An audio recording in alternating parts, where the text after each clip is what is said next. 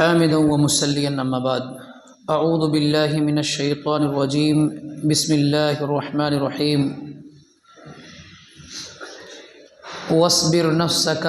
مع الذين يدعون من دون الله ربهم بالغداة والعشي يريدون وجهه ولا تعد عيناك عنهم۔ محترم مصلیان کرام، سورۃ الکہف کی ایک آیت میں نے پڑھی ہے اور اس حوالے سے میں حدیث بھی صحیح مسلم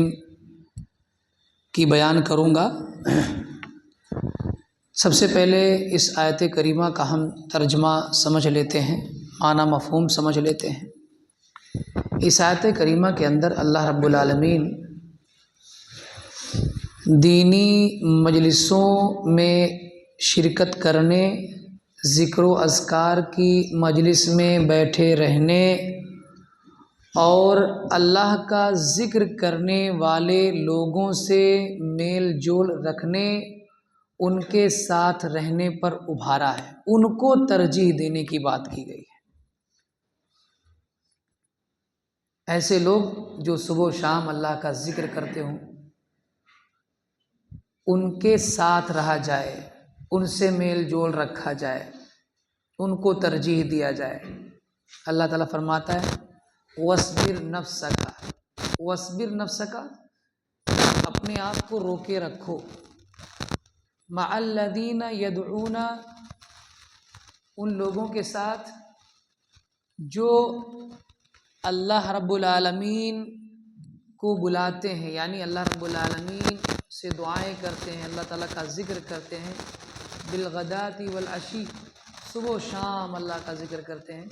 ان لوگوں کے پاس بیٹھے رہو، ان لوگوں کے پاس اپنے آپ کو روکے رکھو۔ ایسے لوگ جو اللہ رب العالمین کی خوشنودی چاہتے ہیں اور آپ کی نگاہیں ان سے ہٹنے نہ پائے۔ دیکھیے کہا گیا کتنی توجہ دینے کی ضرورت ہے، ایسے لوگوں سے نگاہ بھی ہٹنے نہ پائے۔ دل کا ہٹنا تو دور کی بات ہے، نگاہ بھی نہیں ہٹنا چاہیے، ہمیشہ توجہ دینا چاہیے، ہمیشہ ایسے لوگوں کا خیال کرنا چاہیے، ترجیح دینی چاہیے، ان لوگوں کے ساتھ اٹھنا بیٹھنا چاہیے جو دیندار ہیں، جو صبح و شام اللہ کا ذکر کرنے والے ہیں۔ امام نووی رحمۃ اللہ علیہ نے جو اپنی کتاب لکھی ہے ریاض الصالحین، اس کے اندر عنوان جو دیا ہے، ٹاپک، وہ یہی دیا ہے کہ ذکر کرنے والے، ذکر کی مجلس میں اپنے آپ کو روکے رکھا جائے۔ رمضان کا مہینہ آ رہا ہے، بہت سارے ذکر و اذکار ہوں گے، دروس ہوں گے، لوگوں کا شوق ہوگا، لیکن عام دروس جو بھی ہوتے ہیں، جو روزانہ ہوتے ہیں، اس میں بھی ترجیح دینا چاہیے، اس کو بھی سننا چاہیے، اس کو بھی سمجھنا چاہیے۔ جو ذکر کرنے والے ہوتے ہیں ان کو بھی سمجھنا چاہیے، ان کے کو بھی ترجیح دینا چاہیے، ان کے پاس بھی بیٹھنا چاہیے۔ اب اس کا پس منظر میں بیان کر دوں۔ صحیح مسلم کی حدیث ہے،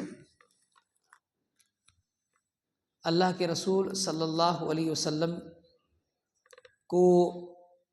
یہ آیت متنبہ کرنے کے لیے نازل ہوئی۔ ہوا یہ کہ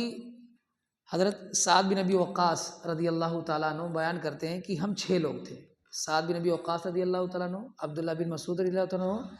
اور بلال رضی اللہ تعالیٰ عنہ، اور ایک حضلی صحابی، اور 2 لوگ اور، حدیث میں ان لوگوں کا نام ذکر نہیں ہے جہاں سے میں نے ریڈ کیا ہے۔ تو یہ 6 صحابہ کرام لوگ تھے۔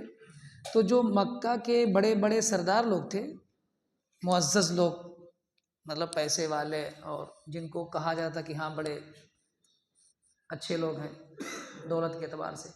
تو ان لوگوں کی رائے یہ تھی کہ یہ جو نبی صلی اللہ علیہ وسلم کے پاس بیٹھے ہوئے صحابی ہیں، یہ لوگ جب ہٹ جائیں گے تب ہم جائیں گے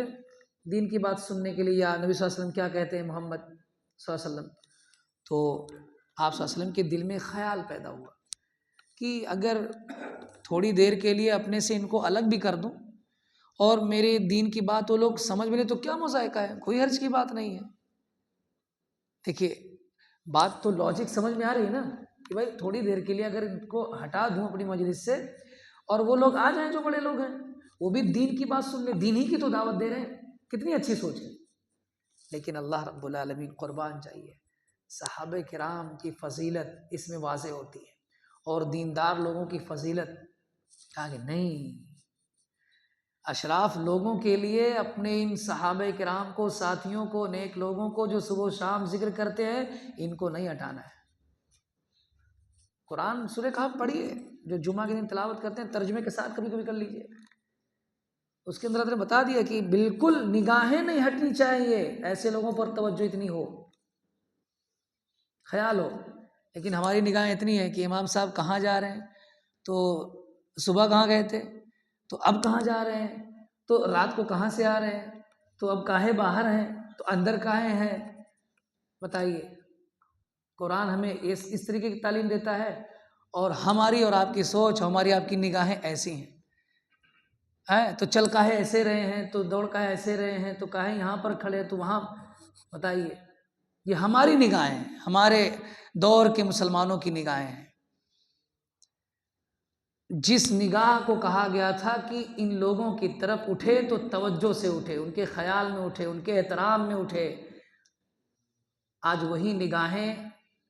غلطیوں پر، برائیوں پر، کمیوں پر، فلاں چیز پر، فلاں چیز پر۔ مجھے آئے ہوئے 400 اگر دن جوڑا جائے تو 400 دن ہو گیا۔ اگر مان لیجئے میں کبھی نہیں آتا ہوں یا میں لیٹ ہو جاتا ہوں، یہ اچھی بات ہے کہ چلیے توجہ دینے والے ہیں کہ ہاں امام صاحب آج لیٹ ہو گئے، لیکن اس کو یہ حکم لگا دیا جاتا ہے کہ آپ اکثر ہی لیٹ رہتے ہیں،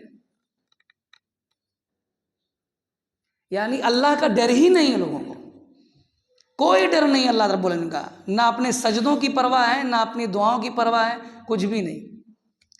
تو میں کہنا یہ چاہتا ہوں کہ قرآن ہمیں تعلیم اس کی نہیں دیتا، قرآن ہمیں تعلیم دیتا ہے عزت کرنے کی، احترام کرنے کی، صرف امام کی نہیں، جتنے بھی دیندار لوگ ہیں جو اللہ کا ذکر کرنے والے ہیں، صبح و شام نماز پڑھنے والے ہیں، سارے لوگوں کے ساتھ یہی معاملہ کیا جائے، یہی چیز اختیار کی جائے۔ اللہ رب العالمین